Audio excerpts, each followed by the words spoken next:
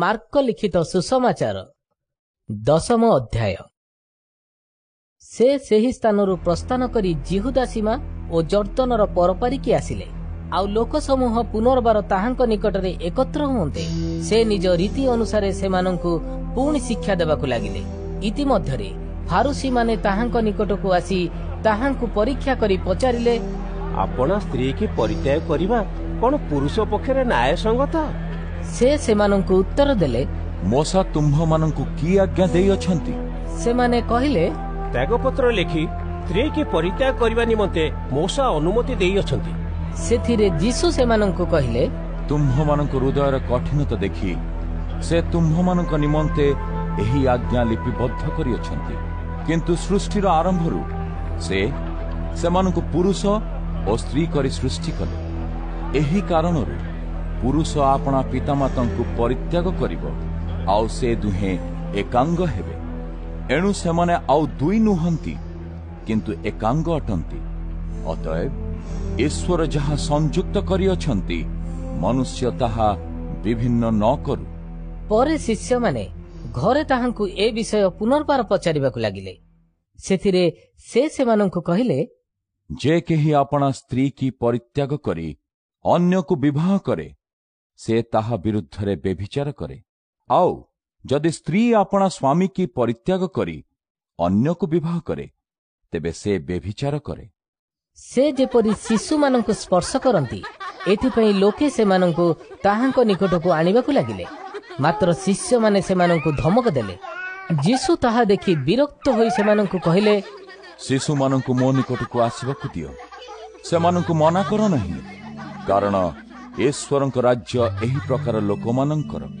ମୁଁ ତୁମ୍ଭମାନଙ୍କୁ ସତ୍ୟ କହୁଅଛି, ଯେ କେହି ଶିଶୁ ପରି ଈଶ୍ୱରଙ୍କ ରାଜ୍ୟ ଗ୍ରହଣ ନ କରେ, ସେ କୌଣସି ପ୍ରକାରେ ସେଥିରେ ପ୍ରବେଶ କରିବ ନାହିଁ।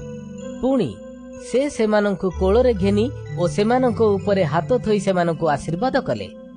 ସେ ପୁନର୍ବାର ଯାତ୍ରା ଆରମ୍ଭ କରିବା ସମୟରେ ଜଣେ ଦୌଡ଼ି ଆସି ତାହାଙ୍କ ଛାମୁରେ ଜାନୁପାତି ତାହାଙ୍କୁ ପଚାରିଲେ, ହେ ସଦ୍ଗୁରୁ, ଅନନ୍ତ ଜୀବନର ଅଧିକାରୀ ହେବା ନିମନ୍ତେ ମୁଁ କଣ କରିବି? ସେଥିରେ ଯୀଶୁ ତାଙ୍କୁ କହିଲେ, ମୋତେ ସତ୍ ବୋଲି କାହିଁକି କହୁଅଛ? ଜଣଙ୍କ ବିନା ଅର୍ଥାତ୍ ଈଶ୍ୱରଙ୍କ ବିନା ଅନ୍ୟ କେହି ସତ୍ ନୁହେଁ। ଆଜ୍ଞା ଗୁଡ଼ିକ ତ ତୁମେ ଜାଣ। ନରହତ୍ୟା କର ନାହିଁ, ବ୍ୟଭିଚାର କର ନାହିଁ, ଚୋରି କର ନାହିଁ, ମିଥ୍ୟା ସାକ୍ଷ୍ୟ ଦିଅ ନାହିଁ, ପ୍ରବଞ୍ଚନା କର ନାହିଁ, ଆପଣା ପିତାମାତାଙ୍କୁ ସମାଦର କର।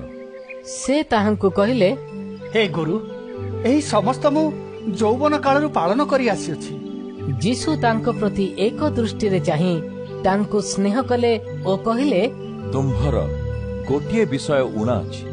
ତୁମ୍ଭେ ଯାଇ ଆପଣାର ସର୍ବସ୍ୱ ବିକ୍ରୟ କରି ଦରିଦ୍ରମାନଙ୍କୁ ଦାନ କର, ଆଉ ତୁମ୍ଭେ ସ୍ୱର୍ଗରେ ଧନ ପାଇବ। ପୁଣି ଆସି ମୋହର ଅନୁଗମନ କର। କିନ୍ତୁ ଏହି କଥାରେ ତାଙ୍କ ମୁଖ ମଳିନ ହୋଇଗଲା ଓ ସେ ଦୁଃଖିତ ହୋଇ ଚାଲିଗଲେ, କାରଣ ତାଙ୍କର ବହୁତ ସମ୍ପତ୍ତି ଥିଲା। ସେଥିରେ ଯୀଶୁ ଚତୁର୍ଦିଗକୁ ଦୃଷ୍ଟିପାତ କରି ଆପଣା ଶିଷ୍ୟମାନଙ୍କୁ କହିଲେ, ଯେଉଁମାନଙ୍କର ଧନ ଅଛି, ସେମାନେ କେଡ଼େ କଷ୍ଟରେ ଈଶ୍ୱରଙ୍କ ରାଜ୍ୟରେ ପ୍ରବେଶ କରିବେ। ତାହାଙ୍କ କଥା ଶୁଣି ଶିଷ୍ୟମାନେ ବିସ୍ମୟାନ୍ୱିତ ହେଲେ। କିନ୍ତୁ ଯୀଶୁ ପୁନର୍ବାର ସେମାନଙ୍କୁ ଉତ୍ତର ଦେଲେ, ବତ୍ସଗଣ, ଈଶ୍ୱରଙ୍କ ରାଜ୍ୟରେ ପ୍ରବେଶ କରିବା କେଡ଼େ କଷ୍ଟକର। ଈଶ୍ୱରଙ୍କ ରାଜ୍ୟରେ ଧନୀ ଲୋକର ପ୍ରବେଶ କରିବା ଅପେକ୍ଷା ବରଂ ସୂଚୀର ଛିଦ୍ର ଦେଇ ଓଟର ଯିବା ସହଜ। ଏଥିରେ ସେମାନେ ଅତିଶୟ ଆଶ୍ଚର୍ଯ୍ୟାନ୍ୱିତ ହୋଇ ପରସ୍ପରକୁ କହିଲେ, ତେବେ କିଏ ପରିତ୍ରାଣ ପାଇପାରେ? ଯୀଶୁ ସେମାନଙ୍କୁ ଏକ ଦୃଷ୍ଟିରେ ଚାହିଁ କହିଲେ, ଏହା ମନୁଷ୍ୟର ଅସାଧ୍ୟ, କିନ୍ତୁ ଈଶ୍ୱରଙ୍କର ନୁହେଁ, କାରଣ ଈଶ୍ୱରଙ୍କର ସମସ୍ତ ସାଧ୍ୟ। ପିତର ତାହାଙ୍କୁ କହିବାକୁ ଲାଗିଲେ, ଦେଖନ୍ତୁ, ଆମମାନେ ସମସ୍ତ ପରିତ୍ୟାଗ କରି ଆପଣଙ୍କ ଅନୁଗାମୀ ହୋଇଅଛୁ।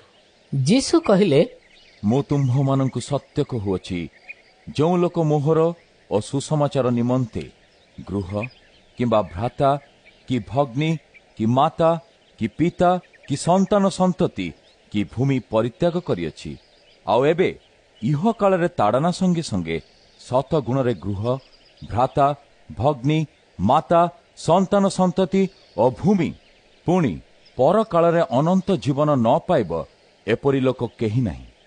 କିନ୍ତୁ ପ୍ରଥମରେ ଥିବା ଅନେକ ଲୋକ ଶେଷରେ ପଡ଼ିବେ ଓ ଶେଷରେ ଥିବା ଅନେକ ଲୋକ ପ୍ରଥମ ହେବେ।